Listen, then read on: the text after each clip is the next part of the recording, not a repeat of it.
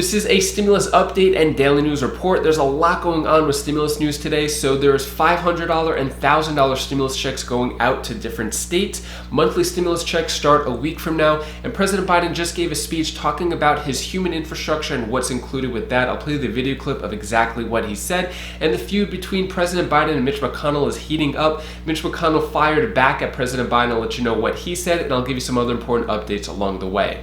Hope you're having a fantastic Friday. If you appreciate these fact-based, fast-paced updates, hit the like button down below. So the Olympics will ban spectators after Japan declares state of emergency with a rise of COVID cases, and the White House insists that door-to-door vaccination volunteers are not government workers. US is not keeping a database. So the other day, President Biden mentioned that there's going to be a new vaccine strategy to get everyone vaccinated in the country, where they're going to go community to community, neighborhood to neighborhood, door to door. I think a lot of people thought he wasn't serious, but the White House clarified that this is going to happen, and these people who are going door to door are not government workers, but more or less just to promote it. So White House Press Secretary Jen Psaki said these are grassroots voices across the country. They are not members of the government. They are not federal government employees. They are volunteers. They are clergy. They are trusted voices in communities that are playing a role in door knocking. Honestly, I didn't really think it was serious about the door to door. I thought it was just kind of a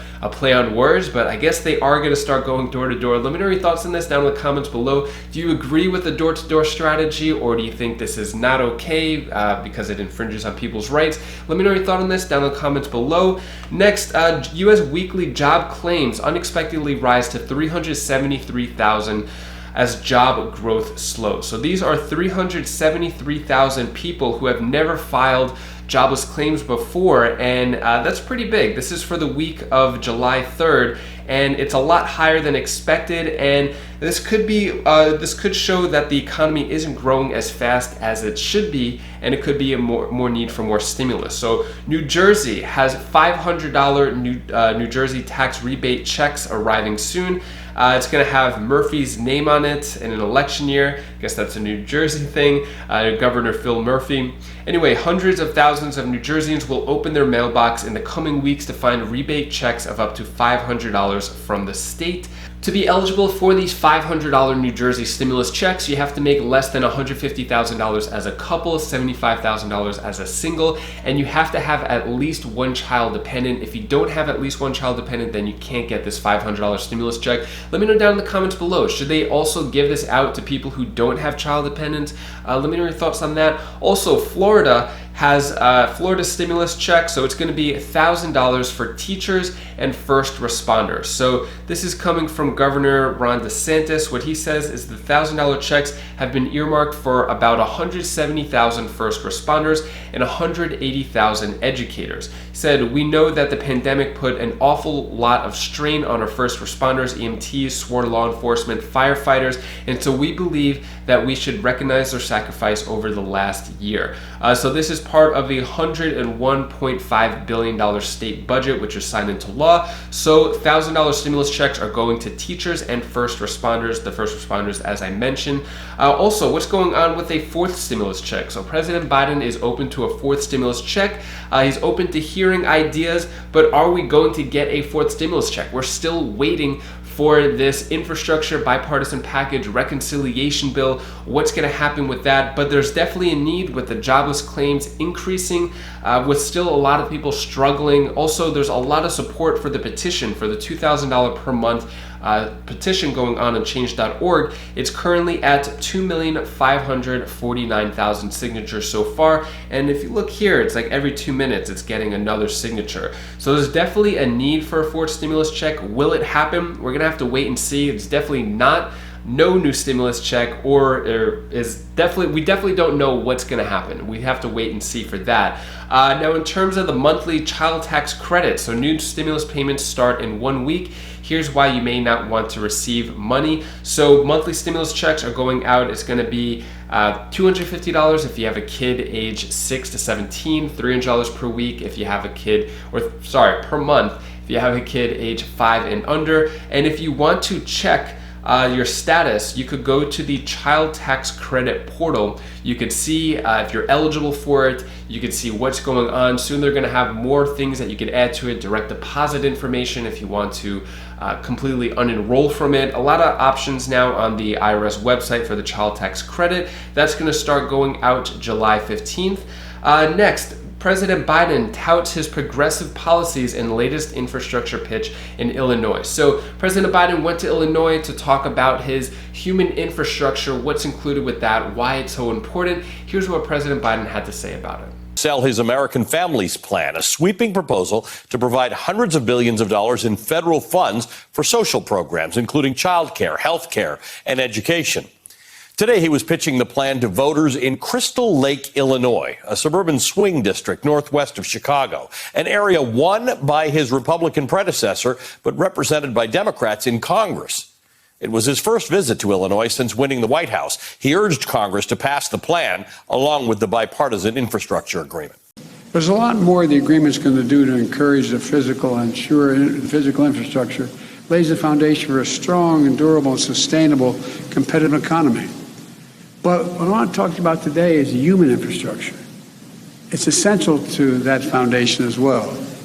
To truly win the 21st century and once again lead the world, to truly build an economy from the bottom up and the middle out, to truly deal everybody in this time, we need to invest in our people. We need to invest in our people. That's why, in addition to the bipartisan infrastructure agreement that I believe we're going to get done, I'm here to make a case for the second critical part of my domestic agenda.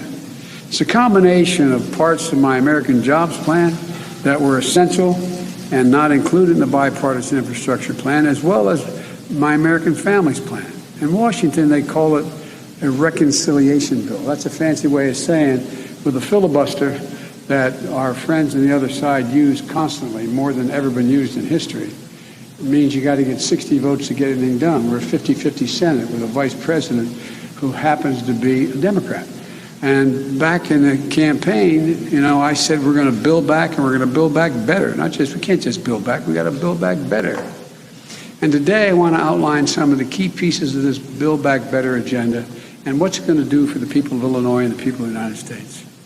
It's about a country, once again, that inspires and leads the world, the opportunities we provide, the cures we discover, the technologies we pioneer, and industries we create. The other day, President Biden was mocking Mitch McConnell, basically saying how Mitch McConnell was loving the money that was coming to Kentucky, but didn't vote for the actual package. So they've been kind of going back and forth over the last few days. Mitch McConnell doesn't want to stop everything Biden proposes, just the worst. So Mitch McConnell kind of fires back and says, if I become the majority leader again, it's not for stopping everything. It's for stopping the worst. It's for stopping things that fundamentally push the country into a direction at least my party feels is not a good idea for the country.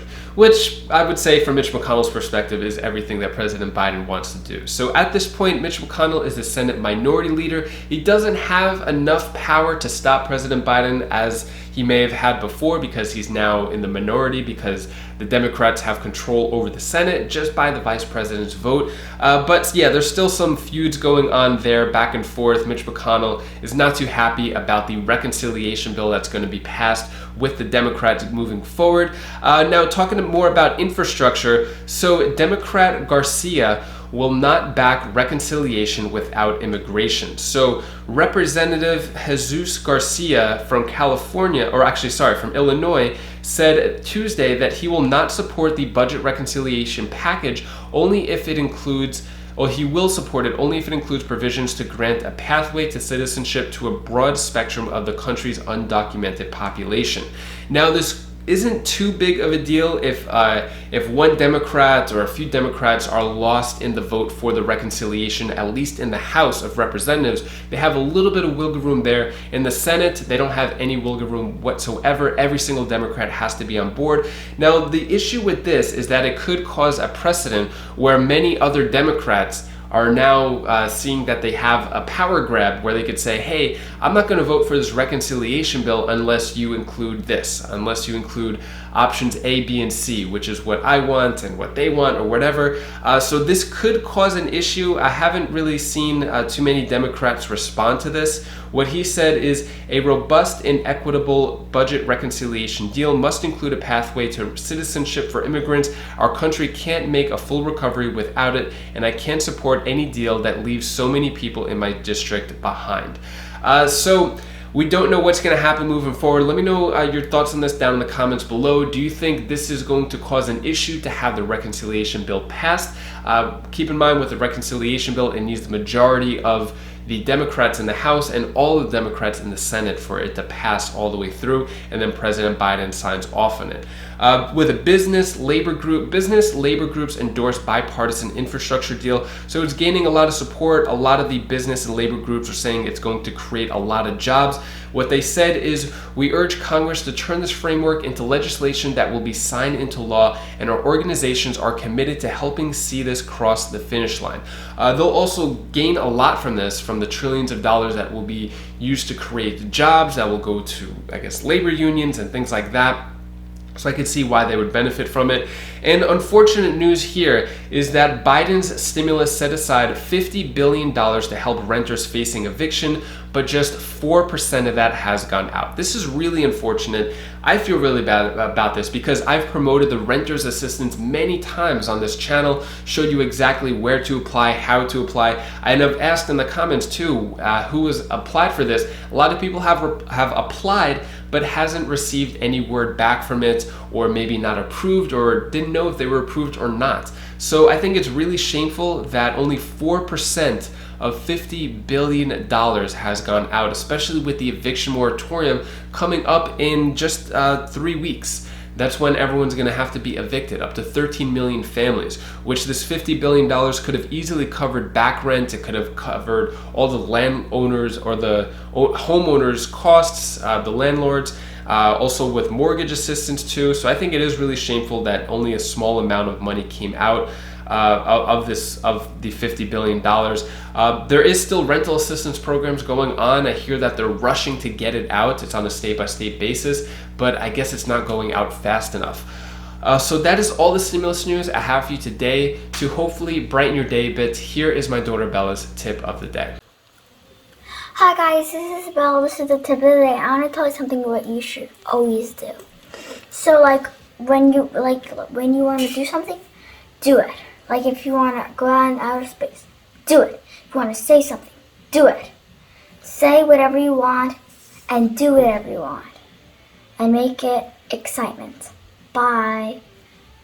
So I really wanted to show you this. My daughter has been doing art camp this week, and she's been creating some masterpieces. This is what she created. Some ice cream here, and then she created this robot, which I thought was really cool. I don't know if you're seeing it okay with the focus and the light. Let me angle it. But yeah, so she's been loving art camp. It's been really cool. She loves it. She's very creative. They do like science experiments and stuff like that too. Today, Friday, is the last day of her art camp. But yeah, she's been really enjoying it. Anyways, if you want to check out any of my other videos, you could click this link up here for my other channels, or this link down here for more stimulus updates, and I'll see you in the next video. Take care, be safe. Thank you for watching.